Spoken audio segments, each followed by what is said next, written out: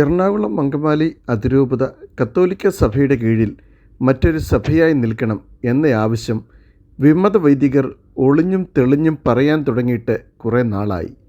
പൗരസ്ത്യ സഭയായ സീറോ മലബാർ സഭയുടെ ആരാധനക്രമം തങ്ങളുമായി ചേർന്ന് പോകുന്നതല്ല എന്നാണല്ലോ എറണാകുളം വിമതർ പൊതുവെ പറയുന്നത്. സ്വന്തമായി ഒരു ആരാധനക്രമം സ്വീകരിച്ച് ഒരു സ്വതന്ത്ര സഭ, അതും വത്തിക്കാൻ്റെ കീഴിൽ, ഇതാണ് വിമതർ സ്വപ്നം കാണുന്ന അക്കിനാശ്ശേരി.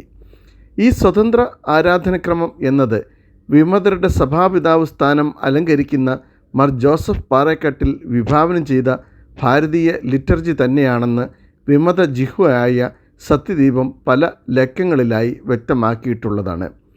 രണ്ടാം വത്തിക്കാൻ കൗൺസിലിൽ പറഞ്ഞ ഇൻകൾച്ചറൈസേഷൻ എന്ന വാക്ക് വക്രീകരിച്ച് പൗരസ്ത്യ തിരുസംഘം പ്രീഫെക്റ്റ് ആയിരുന്ന കർദിനാൾ ലൂർദ് സ്വാമിയുടെ സഹോദരനായ അമലോത്ഭവദാസ് എന്ന വൈദികനാണ് ഹൈന്ദവ മന്ത്രങ്ങൾ ചേർത്ത് ഇന്ത്യൻ ലിറ്റർജി എന്ന ആശയം നടപ്പിൽ വരുത്തുവാൻ തുടങ്ങിയത്. CBCIയുടെ നിയന്ത്രണത്തിലുള്ള national biblical catechetical and liturgical centre NBCLC കേന്ദ്രീകരിച്ച് നടന്ന ഈ പ്രവർത്തനങ്ങൾക്ക് വത്തിക്കാനിൽ ഉയർന്ന പിടിപാടുണ്ടായിരുന്ന കർദിനാൾ ലൂർദ് സ്വാമിയിലൂടെ മൗന അനുവാദവും ലഭ്യമാക്കി.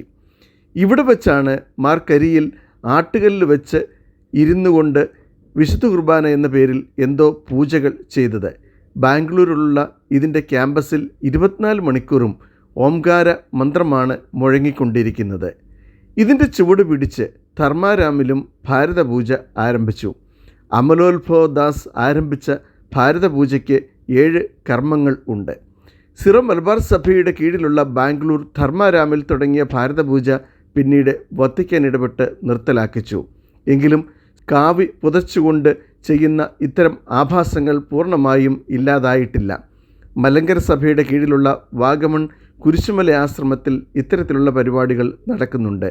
സിറോ മലബാർ സഭയിലുള്ള എറണാകുളം അങ്കമാലി അതിരൂപതയിലും ഇത്തരം പൂജകൾ നടപ്പിലാക്കാനായിട്ട് മാർ പാറേക്കാട്ടിൽ പരിശ്രമിച്ചു. ആമേൻ എന്നതിന് പകരം തഥാസ്തു എന്ന് പറയുക, അഞ്ജലി മന്ത്രങ്ങൾ, ഓംകാരനാദങ്ങൾ, ആഴി കൂട്ടുക എന്നിങ്ങനെ വിവിധ തരം കലാപരിപാടികളാണ് ഇതിൽ ഉൾപ്പെടുത്തിയിരുന്നത്. National biblical catechetical and liturgical സെൻറ്ററിൽ നിന്നും പരിശീലനം ലഭിച്ച പല അൽമായരും എറണാകുളത്ത് വിമതപക്ഷത്തോട് ചേർന്ന് ഇത്തരം നവീകരണം വിശുദ്ധ കുർബാനയിൽ വേണമെന്ന് ആവശ്യപ്പെടുന്നവരാണ്.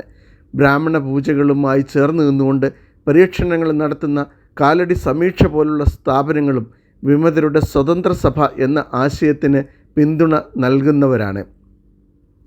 ഭാരതീയ പൂജ എന്ന ആശയത്തിൻ്റെ ബഹിർസ്ഫുരണമാണ് മുണ്ടാടനച്ചൻ്റെ മനുഷ്യൻ്റെ മുഖത്താണ് ദൈവം എന്ന പ്രസംഗത്തിലും കാണാൻ സാധിക്കുന്നത്. ഭാരതീയ വീക്ഷണത്തിൽ ദൈവത്തെ അനുഭവിക്കേണ്ടത് പ്രധാനമായും ആന്തരിക സത്തയായും ശക്തിയായുമാണ്.